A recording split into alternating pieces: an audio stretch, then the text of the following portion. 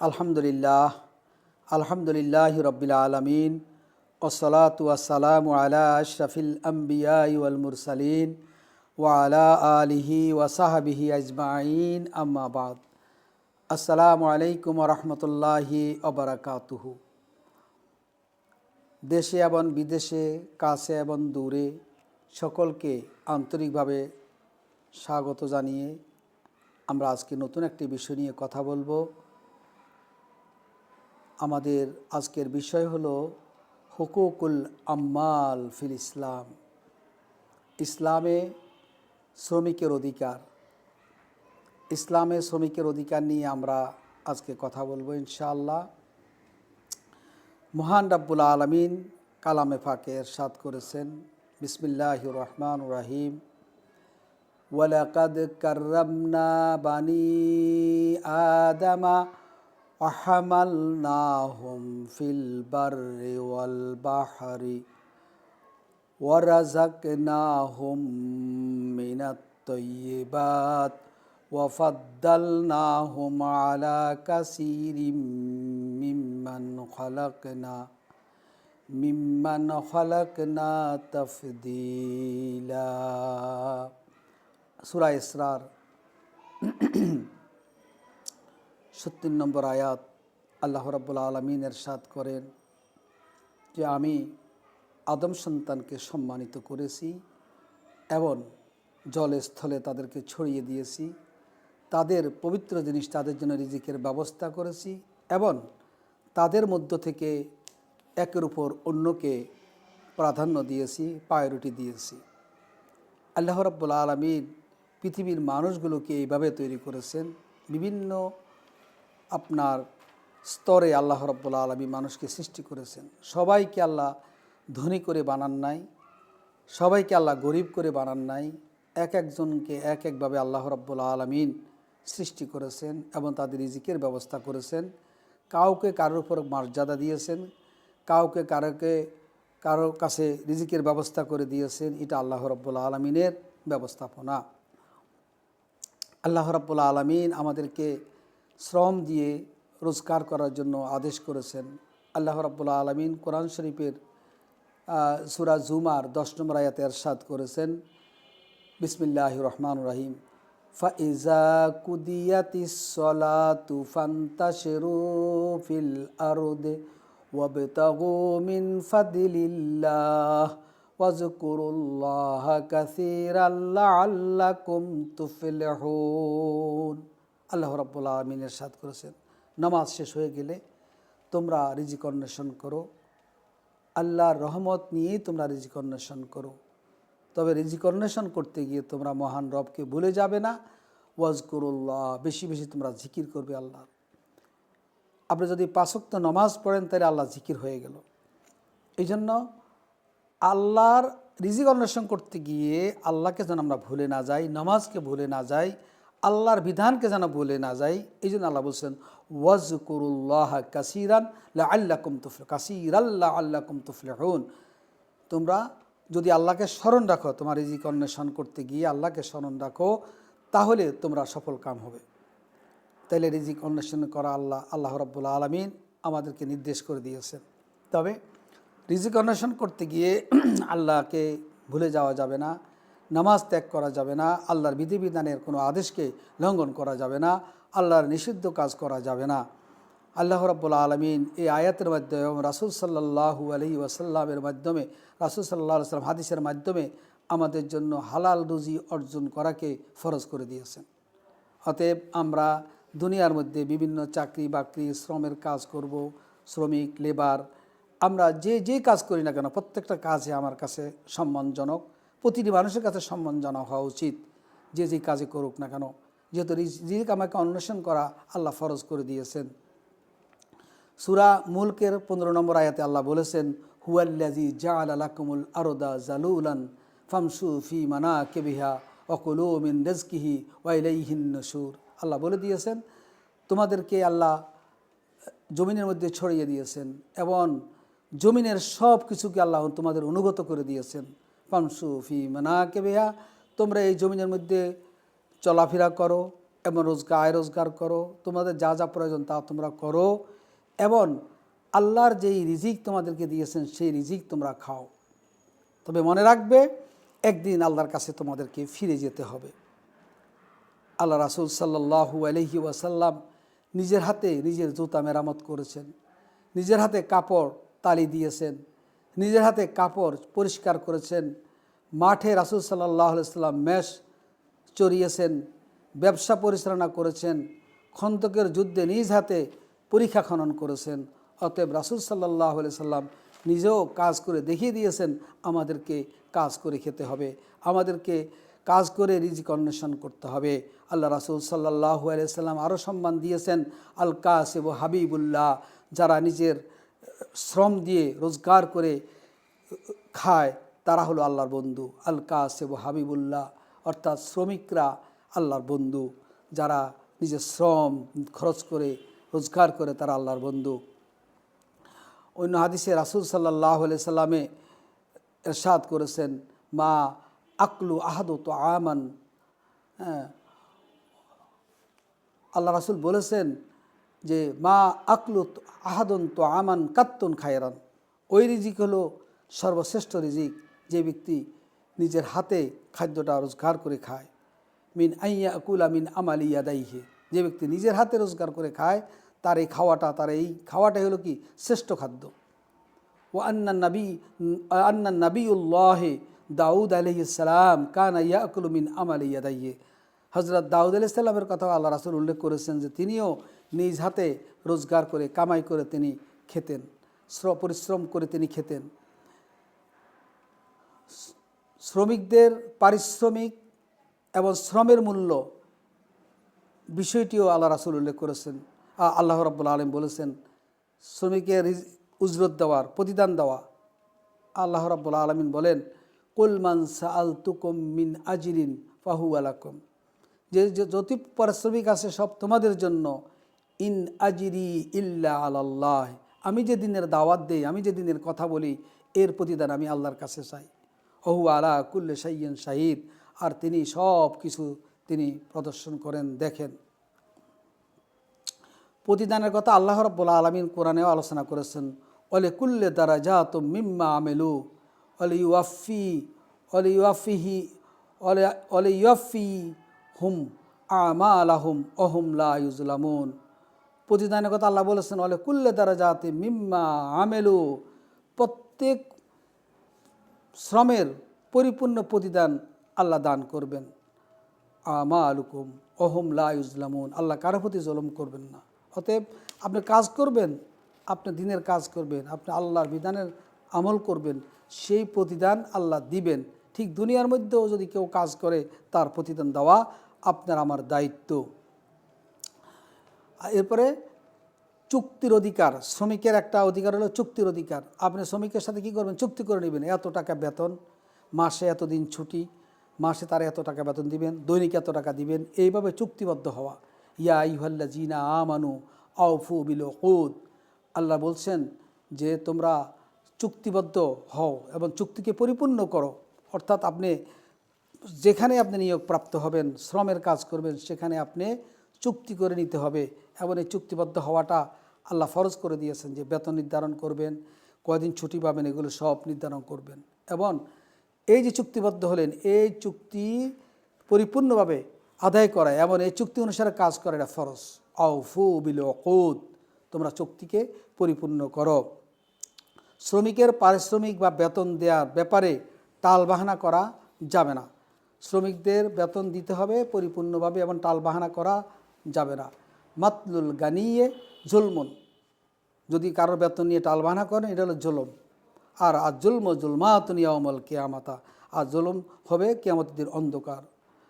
ক্বাল আল্লাহু, আল্লাহ হাদিসে কুদসিতে আল্লাহ বলছেন, আল্লাহ রাব্বুল আলামিন তিনটা কথা বলছেন যে তিনটা জিনিসের ব্যাপারে আল্লাহ বান্দার সাথে তর্ক বিতর্ক করবেন এবং এটা নিয়ে কথা বলবেন। তার তিনজনের মধ্যে একজন হলো রাজুলুন আজিরান ফাস্তাওফা, কাউকে আপনি শ্রমিক হিসাবে নিয়োগ দিলেন, কোনো কাজের জন্য নিয়োগ দিলেন, তার থেকে পরিপূর্ণ কাজ আদায়ও করলেন, আলাম ইউতি আজরাহু, আপনি তার প্রতিদান দিলেন না, তার পারিশ্রমিক আপনি দিলেন না, আপনার সাথে আল্লাহ কিয়ামতের দিন কি করবেন? বিতর্ক করবেন এবং আপনার থেকে আদায় করে ছেড়ে দিবেন। সেদিন তো আপনার নিজের নেকামল ছাড়া আর কোনো উপায়ও থাকবে না, নেকামল দিয়ে তাকে পরিশোধ করতে হবে। আল্লাহ রাসূল সাল্লাল্লাহু আলাইহি ওয়াসাল্লাম আরও বলেছেন, আতুল আজিরা আজরাহু কাবলা আইয়া জফা আরাকাহু, শ্রমিকের ঘাম শুকানোর আগেই তার পারিশ্রমিক কী করো? পরিশোধ করো, আদায় করে দাও। হ্যাঁ, শ্রমিকের স্বাস্থ্যের জন্য ক্ষতিকর এমন কোনো কাজে আপনি শ্রমিককে নিয়োগ করতে পারেন না। এমন কোনো শ্রমিক যদি সেই অস্বাস্থ্যকর কাজকে আপনার সে করবে না বলে আপনাকে জানায়, তাহলে আপনি সেই কাজে তাকে জোর করে আপনি নিয়োগ দিতে পারেন না। মূসা আলাইহিস সালাম নিজ সম্পদের তত্ত্বাবধায়ক হযরত, আপনারা জানেন যে মূসা আলাইহিস সালাম যখন ফেরাউনের অত্যাচারের ভয়ে, ফেরাউন জাতির অত্যাচারের ভয়ে তিনি যখন পালিয়ে গেলেন, তিনি কোথায় গেলেন? তিনি চলে গেলেন শুআয়ব আলাইহিস সালামের কাছে। তখন শুআয়ব আলাইহিস সালাম এটা তিনি জানতেন না যে উনি একজন নবী, কিন্তু তিনি কোথায় চলে গেলেন? শুআয়ব আলাইহিস সালামের কাছে চলে গেলেন। সেখানে যখন মূসা আলাইহিস সালামকে হযরত শুআয়ব আলাইহিস সালাম নিয়োগ দান করেন শ্রমিক হিসাবে, তখন কিন্তু একটা কথা বলেছিলেন শুআয়ব আলাইহিস সালাম, ওয়ামা উরিদু আন আশুক্কা আলাইকা সাতাজিদুনি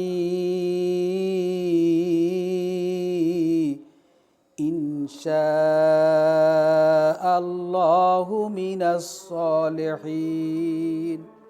তখন হযরত শুআয়ব আলাইহিস সালাম মূসা আলাইহিস সালামকে যখন শ্রমিক হিসাবে নিয়োগ দেন, তখন তিনি বলছেন, আশুক্কা আলাইকা, তোমার কষ্ট হয় এমন কোনো কাজ আমি তোমাকে দিব না, তোমার উপরে কোনো রকম কষ্টকর কাজ আমি তোমাকে দেব না। অবশ্যই তুমি আমাকে পাবে নেককার বান্দা হিসাবে, আমাকে নেককারদের অন্তর্ভুক্ত হিসাবে পাবে। আমি তোমার উপরে এমন কোনো জুলুম করব না, কোনো কষ্টকর কাজ তোমার উপর আমি চাপিয়ে দেব না। তারপরে উৎপাদনের ক্ষমতা কমে গেলে, আপনি ইন্ডাস্ট্রি করেছেন, আপনি কোনো কাজ আরম্ভ করেছেন, আরম্ভ করার পরে আপনার কী হয়ে গেল? এই কাজটা কিছুটা আপনার সংকীর্ণ হয়ে গেছে, এই জন্য আপনি শ্রমিককে ছাঁটাই করতে পারবেন না। উৎপাদন ক্ষমতা কমে গেলে আপনি তার হয়তো বেতন কিছু কম দিতে পারেন, কিন্তু আপনি তাকে ছাঁটাই করতে পারেন না। এই ক্ষমতা, এই অধিকার শ্রমিকের আছে আপনার কাছে, যে আপনি যে কোনো কারণে আপনার উৎপাদন কম হয়েছে, এই জন্য আপনার শ্রমিক ছাঁটাই করেন, শ্রমিককে ছাঁটাই করতে পারবেন না। শ্রমিকরা হয়তো আপনি বুঝে শুনে মিটিং করে বেতন কমাইতে পারবেন। এরপরে আপনি দীর্ঘ 40 বছর হয়তো কোনো এক জায়গায় কাজ করছেন, এখন সে বয়সবৃদ্ধ হয়ে গেছে, এখন সে কাজ করতে পারে না। এই বয়সবৃদ্ধ হওয়ার কারণে, অসুস্থ হওয়ার কারণে কোনো শ্রমিককে আপনি ছাঁটাই করতে পারবেন না, কোনো শ্রমিককে আপনি বাদ দিতে পারবেন না, ছাঁটাই করতে পারবেন না, এটা আপনার গুনাহ হবে। এই জন্য কোনো শ্রমিক বয়সবৃদ্ধ হয়ে গেলেও তার কিন্তু তার চাকরি থাকবে এবং তাকে বেতন দিতে হবে। কারণ আপনার 40 বছর, 50 বছর, 30 বছর, 25 বছর আপনার এখানে শ্রম দিল, এখন তার অসুস্থতা অথবা তার বৃদ্ধজনিত কারণে তাকে ছাঁটাই করবেন, এটা কোনোদিনও ইসলামে নেই। শ্রমিকের আত্মমর্যাদা রক্ষার অধিকার আছে, শ্রমিককে প্রহার করা যাবে না, শ্রমিককে অত্যাচার করা যাবে না, শ্রমিকের সাথে দাস সুলভ কোনো আচরণ করা যাবে না, এবং বৃদ্ধ অবস্থায় অপমানজনক আচরণ করা যাবে না। আজকে আমরা বিভিন্ন জায়গায় দেখি অফিসের পিয়ন, দেখা গেছে বৃদ্ধ মানুষ, অফিসার তার সাথে রুড়া আচরণ করে, তুই তাঙ্গারি করে তাকে কথা বলে, এগুলো কিন্তু ইসলামে নাই। তাকে খুব অপদস্থ করে কথা বলে, বয়স বৃদ্ধ মানুষ হয়তোবা ছোটো পদে চাকরি করে, কিন্তু তাকে এইভাবে অবহেলা করা, এটা খুবই বাজে জিনিস, খুবই খারাপ জিনিস, অমানবিক। অর্থাৎ আপনার ভিতরে মানবিক মূল্যবোধ আপনার ভিতরে নাই, এটাই বোঝাতে হবে। আমি ছোট্ট একটি ঘটনা বলি। আমি একবার রমজানে আমার দুই বন্ধু এটা দারুল ইহসান ইউনিভার্সিটিতে চাকরি করে, প্রফেসর ওখানের।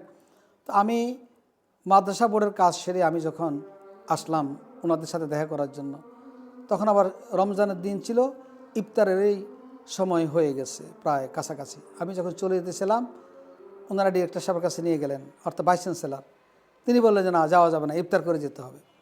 ইফতার খেতে বসার পরে ফলাউত চাউলের ভাত আর হলো ঘন ডাউল আর হলো 4টা করে ডিম। এখন আমাদের সবাইকে সামনে তিনি বসালেন এবং সবার প্লেটের মধ্যে তিনি এইভাবে ব্যবস্থা করলেন। কিন্তু অফিসের যে পিয়নটা আছে, সেই পিয়নটাকে তিনি তার পাশে একটা চেয়ার, সমমানের একটা চেয়ার আইনা বসাইয়া খাওয়াইলেন, ইফতার করাইলেন এবং ডিমগুলো তিনি নিজ হাতে ছিলে দিলেন। তাহলে এই যে দেখেন, উনি একজন ভাইস চ্যান্সেলর, উনি একজন ডিরেক্টর, উনি কি করলেন, এইভাবে তিনি সম্মান দেখালেন একজন পিয়নকে। তাইলে এরম হওয়া দরকার প্রতিটি মানুষকে। ওনার বাড়ি অবশ্য মিশরও ছিলেন, উনি মিশরি ছিলেন, উনি বাংলাদেশি না, মিশরি ছিলেন। ওনার নাম ছিল সৈয়দ আস-সাবতি। যা হোক, তাহলে এই আচরণ আমাদেরকে করতে হবে, এই আচরণ করতে হবে। আমি কিন্তু আমার নিরাপত্তা, আমার অফিসের নিরাপত্তা কর্মী 3 জন আছে।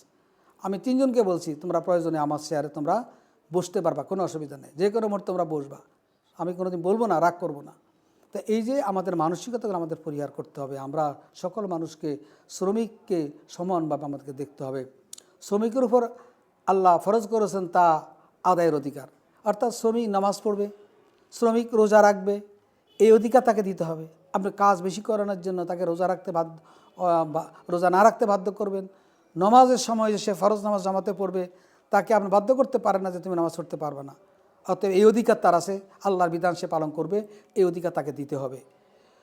আল্লাহ রাব্বুল আলামিন কোরআন শরীফে বলে দিয়েছেন, সূরা ইব্রাহিমের 3 নম্বর আয়াত, আল্লাযীনা ইয়াস্তাহিব্বুনাল হায়াতাদ দুনিয়া আলাল আখিরাতি ওয়া ইয়াসুদ্দুনা আন সাবিলিল্লাহ ওয়া ইয়াবগুনাহা ইওয়াজান উলাইকা ফি দালালিম বাঈদ।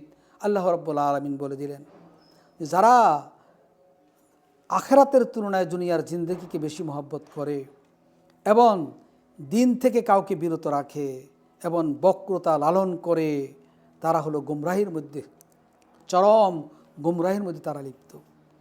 অতএব আপনি দিনের কাজে কোনো শ্রমিককে বাধাগ্রস্ত করতে পারবেন না, নামাজ পড়তে কাউকে বাধাগ্রস্ত করতে পারবেন না, জামাতে নামাজ পড়তে তাকে বাধাগ্রস্ত করতে পারবেন না, রোজা রাখতে তাকে বাধাগ্রস্ত করতে পারবেন না, ইসলামী ড্রেস পোশাকাদি পড়তে তাকে আপনি বাধাগ্রস্ত করতে পারবেন না। আল্লাহু আকবার, শ্রমিকের অভিযোগ গ্রহণ করতে হবে, শ্রমিকের অভিযোগ গ্রহণযোগ্য এবং বিচার প্রার্থনার অধিকার তার আছে।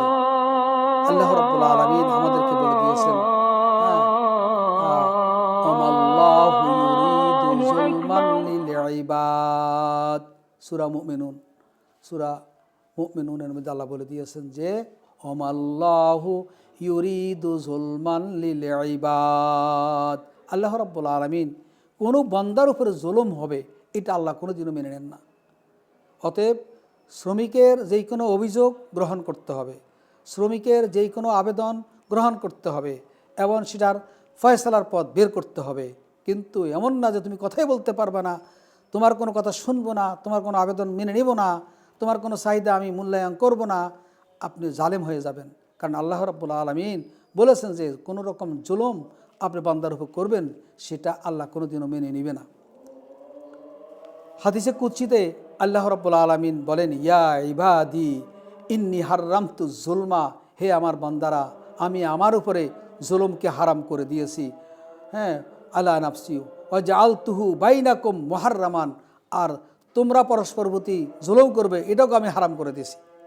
ফালা তাযালামু, অতএব তোমরা পরস্পর প্রতি জুলুম করবে না। এটাই হলো আল্লাহর হাদিসে কুদসিতে আল্লাহ নির্দেশ করে দিয়েছেন আমাদেরকে। এরপরে আল্লাহ রাব্বুল আলামিন অন্য আয়াতে বলছেন, ওমা লিয-যালিমিনা মিন নাসির, সূরা হাজের 71 নম্বর আয়াতে। আপনি যদি শ্রমিকের উপর জুলুমের পথ বেছে নেন, তার কোনো কথাই না শুনেন, অত্যাচারের পথ বেছে নেন, তাহলে আল্লাহ আপনাকে সাহায্য করবে না, আল্লাহ আপনার সাহায্যকারী হবে না, দুনিয়াতেও না আখিরাতেও না। ওয়াকালা রাসূলুল্লাহ সাল্লাল্লাহু আলাইহি ওয়াসাল্লাম, ইন্নাল্লাহা লা ইউমলিল লিয-যালিম হাত্তা ইযা আখাযাহু লাম ইউফলিতহু। যারা জালেম তাদেরকে আল্লাহ পলায়নেরও সুযোগ দেন না, জুলুমের বিচার আল্লাহ এমনভাবে করেন পালিয়ে যাওয়ারও কি তাদের সুযোগ আল্লাহ দেন না। এই জন্য কোনোভাবেই শ্রমিকের উপর জুলুম করা যাবে না। এরপরে আল্লাহ রাসূল সাল্লাল্লাহু আলাইহি সাল্লাম আরও বলেছেন,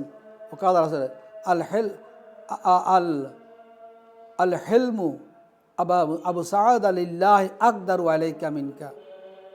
আবু সাঈদ ইবনে মাসুদ রাদিয়াল্লাহু তাআলা আনহু, উনি একজনকে একটু আঘাত করছিলেন শ্রমিককে। তখন তিনি না জানি রাগ কথাই বলছিলেন, তখন আল্লাহ রাসূল বলছিলেন আকদারু আলাইকা মিন আলাইহি, তোমার উপরে আল্লাহ অনেক এর চেয়ে বেশি ক্ষমতা রাখেন। তুমি শ্রমিকের উপর যে ক্ষমতায় বাজাইলা, যেই ক্ষমতা দেখাইলা, তোমারও কিন্তু আল্লাহ এর চেয়ে বড় ক্ষমতা রাখেন। এই কথা বলার সাথে সাথে তিনি তার গোলামকে আজাদ করে দিয়েছেন। আল্লাহু আকবার। এরপরে গ্যারান্টি বা জামানত লাভের অধিকার তাকে দিতে হবে। শ্রমিক ও মালিকের সম্পর্ক ভাই ভাই, শ্রমিক ও মালিকের সম্পর্ক হবে কি ভাই ভাই সম্পর্ক। শ্রমিক আর মালিক প্রভু আর গোলামের সম্পর্ক না, শ্রমিক আর মালিকের সম্পর্ক হইব ভাই ভাই সম্পর্ক। ওয়াকাল আলাইহিস সালাম ইন্নাল্লাহ তাআলা ইউহিব্বু মিনাল আমিলি ইযা আমিলা আন ইউহসানা। হ্যাঁ, যে কর্মচারী সুন্দরভাবে কাজ করে আল্লাহ রাব্বুল আলামিন সেটাকে খুব পছন্দ করেন। হ্যাঁ, অতএব এই শ্রমিকের উপরে কোনো রকম শ্রমিককে কোনো রকম অত্যাচার করা অথবা শ্রমিককে নিজের বন্ধু, নিজের ভাই হিসাবে গ্রহণ না করা, এটা আপনার গুনার কাজ। শ্রমিককে কি করতে হবে? শ্রমিককে নিজের ভাইয়ের মতো করে মনে করতে হবে, তাদেরকে অন্যভাবে দেখা যাবে না। ক্বালা আলাইহিস সালাম ওয়াল আব্দুল মামলুক ইযা আদ্দা হাক্কাল্লাহ ওয়া হাক্কাল মাওয়ালিহি। আর যে শ্রমিক বান্দার হক আদায় করে, আল্লাহর হক আদায় করে, তাকে আল্লাহ ডাবল প্রতিদান দান করবেন। অতএব আমরা শ্রমিকের সাথে দাসসুলভ আচরণ করা যাবে না, গোলামসুলভ আচরণ করা যাবে না, ক্রয়কৃত গোলামের মতো আচরণ করা যাবে না, বরং ভাই বন্ধুর মতো, আত্মীয় স্বজনের মতন আচরণ করতে হবে গোলামদের সাথে, দাসদের সাথে এবং শ্রমিকদের সাথে।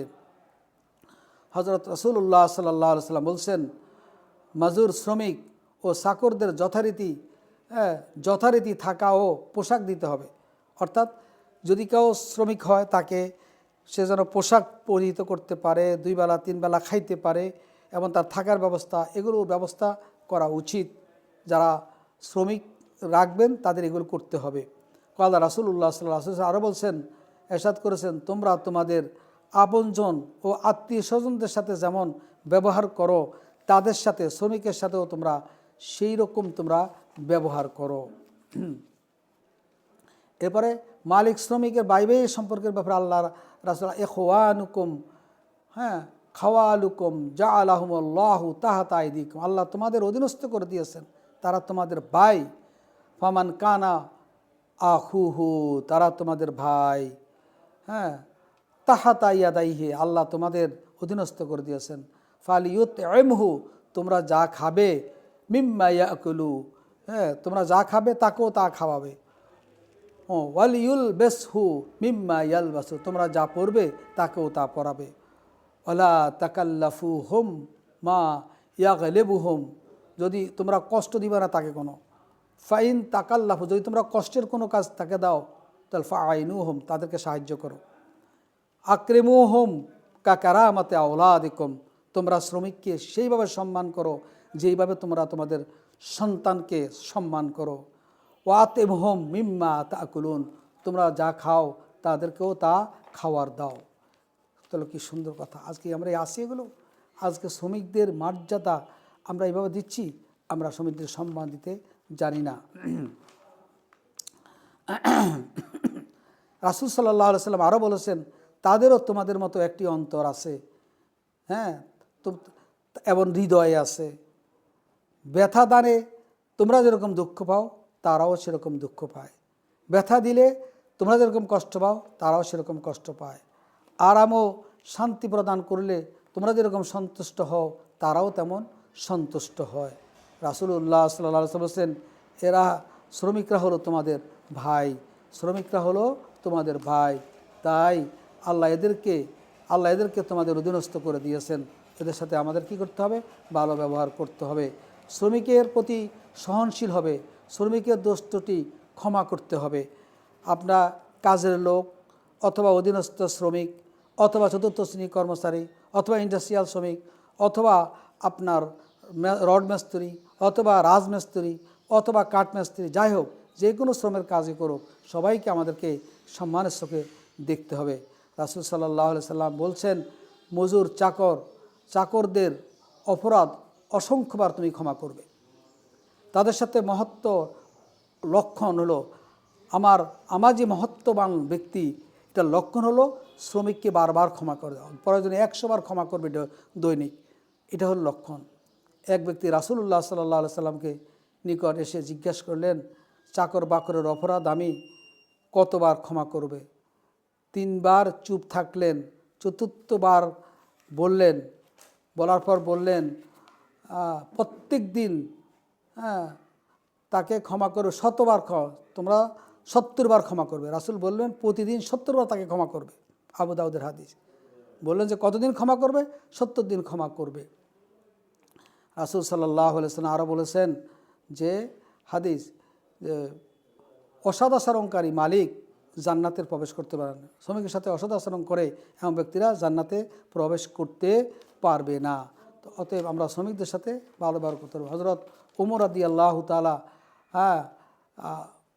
রাদিয়াল্লাহু তাআলা যখন আপোষ চুক্তি করার জন্য বাইতুল মুকাদ্দাসে গেলেন, তেরে ওটের উপরে দুজনেই ফালা বদল করছেন। অর্থাৎ শ্রমিক যিনি লেবার ছিলেন তিনিও কতক্ষণ উপরে বসতেন, ওমর রাদিয়াল্লাহু তাআলা হাতে ধরে লাগাম ধরে টানতেন, আবার ওমর রাদিয়াল্লাহু তাআলা উপরে বসতেন, শ্রমিক লাগাম ধরে টানতেন। এইভাবে করতে করতে শেষ ফালা যখন বাইতুল মুকাদ্দাস পৌঁছলেন, তখন কিন্তু উপরে কে ছিলেন? শ্রমিক ছিলেন। আর সবাই শ্রমিককেই সম্বর্ধনা দেওয়া শুরু করলেন। তাহলে ওমর রাদিয়াল্লাহু তাআলা আনহু কীভাবে সম্মান দিয়েছেন শ্রমিকদের। বেতন নির্ধারণ করার ব্যাপারে খুব সম্মানজনকভাবে বেতন নির্ধারণ করতে হবে। ন্যায়সঙ্গত পারিশ্রমিক পাওয়ার অধিকার শ্রমিকদের আছে। অন্ন, বস্ত্র, শিক্ষা, চিকিৎসা সহ অন্যান্য চাহিদা পূরণ করতে হবে। হযরত ওমর রাদিয়াল্লাহু তাআলা বলতেন, ফোরাতের তীরে একটি কুকুরও যদি না খেয়ে মারা যায় তাহলে আল্লাহর কাছে আমাকেই জবাব দিতে হবে। তিনি হযরত ওমর রাদিয়াল্লাহু তাআলা আরও বলেছেন, বাগদাদের রাস্তার পথ চলতে গিয়ে একটি গাধাও যদি পা পিছলে পড়ে যায় তাহলে আমি আল্লাহর কাছে কি জবাব দেব? কারণ রাস্তাঘাট নির্মাণ ও মেরামত করা তো দায়িত্ব আমারই ছিল। একদা একজন মালিক এসে শ্রমিকের বিরুদ্ধে নালিশ করল যে তারা আমার জিনিসপত্র চুরি করে নিয়ে যায়। এই অভিযোগটা করলো একজন মালিক এসে। ওমর রাদিয়াল্লাহু তাআলা শ্রমিকদের জিজ্ঞাসা করলেন, শ্রমিকরা জানায় মালিক আমাদেরকে ন্যায়সঙ্গত পারিশ্রমিক দিচ্ছে না, যা দিয়ে তাদের মৌলিক চাহিদা পূরণ করা সম্ভব। তখন ওমর রাদিয়াল্লাহু তাআলা মালিককে ধমক দিয়ে বললেন, হে চোর, এরা যদি আবার চুরি করে তাহলে আমি তোমার হাত কেটে দেব। মালিককে ধমক দিয়ে বললেন যে তোমার হাত আমি কেটে দেব। এরপরে শ্রমিকের লভ্যাংশের অংশ শ্রমিককে দিতে হবে। লভ্যাংশ যে লভ্যাংশ হবে বাৎসরিক, সেটার একটা অংশ শ্রমিককে দিতে হবে। রাসূল সাল্লাল্লাহু আলাইহি ওয়াসাল্লাম আরও বলছেন, শ্রমিককে মজুরি দেওয়ার পরেও তাকে লাভ হইতে অংশ দিও, কারণ আল্লাহর মজুরকে বঞ্চিত করা যায় না। আল্লাহু আকবার, আল্লাহু আকবার। তাহলে বোঝা গেল আমরা যে চাকর বাকর বা যারা আমরা এই কাজের লোক, শ্রমিক, লেবার, চতুর্থ শ্রেণী কর্মচারী যারা আছে, এদের প্রতি আমাদের সম্মান রাখতে হবে। রাসূল সাল্লাল্লাহু আলাইহি ওয়াসাল্লাম আরও বলছেন, তোমার চাকর যদি তোমার জন্য রান্না করে এবং তা নিয়ে তোমার কাছে আসে, রান্না করার সময় আগুনের তাপ এবং ধোঁয়া তাকে কষ্ট দিয়েছে, তার কষ্টকে লাঘবের জন্য তোমার সঙ্গে বসিয়ে তাকে খাওয়াবে। সুবহানাল্লাহ। এই চরিত্র কি আমাদের আছে? আমরা তো ডাইনিং টেবিলে বসতে দিই না, আমরা তো তাকে ওই পাকের ঘরের ফ্লোরে বসায় খাওয়াই। নাউজুবিল্লাহ মিন জালিক। এরপরে যন্ত্রপাতি, কাঁচামাল বা মালিক সম্পদের কোনো ক্ষতি হলে, আপনি কাজ করছেন, এখন কাঁচামালের কোনো ক্ষতি হলে, যন্ত্রপাতি ক্ষতি হলে, এটা শ্রমিক দায়বদ্ধতা নেবে না। এটা শ্রমিকের কোনো বেতন কাটা যাবে না এবং এটা বাধায় চাপান যাবে না, কারণ আপনি কাজ দিয়েছেন, কাজ করতে গিয়ে নষ্ট হতেই পারে। অতএব ভাই, আসুন আমরা এই শ্রমিকের অধিকার আমরা যেন সুন্দরভাবে দিতে পারি এবং তাদেরকে কোনো রকম কষ্ট দেওয়া যাবে না। কষ্টর কাজগুলো তার থেকে দূরে সরে নিতে হবে। যেহেতু সূরা বাকারায় আল্লাহ রাব্বুল আলামিন বলেছেন, ইউরিদুল্লাহু বিকুমুল ইউসরা ওয়ালা ইউরিদুকুমুল উসরা। আল্লাহ তোমাদের জন্য সহজ জিনিসকেই কামনা করেন, কঠিন জিনিসকে কামনা করেন না। অতএব আমরা আমাদের শ্রমিকদের উপরে আমরা যথাযথভাবে আমরা আচরণ করব, তাদেরকে কষ্টমূলক কাজ আমরা দেব না। লা তুকাল্লাফু নাফসুন ইল্লা উসআহা, কারোর সাধ্যের উপরে কোনো কষ্ট তার উপরে চাপিয়ে দেওয়া যাবে না। আসুন আল্লাহ রাব্বুল আলামিন আমাদের সকলকে শ্রমিকের অধিকার এবং শ্রমের অধিকার আমরা যেন দিতে পারি, এবং আমরা যেন পাপিষ্ঠ না হয়ে যাই, গুনাহগার না হয়ে যাই। আল্লাহ আমাদেরকে সেই তৌফিক দান করুক। ওয়া আখিরু দাওয়ানা আলহামদুলিল্লাহ। আসসালামু আলাইকুম ওয়া রাহমাতুল্লাহি ওয়া বারাকাতুহু।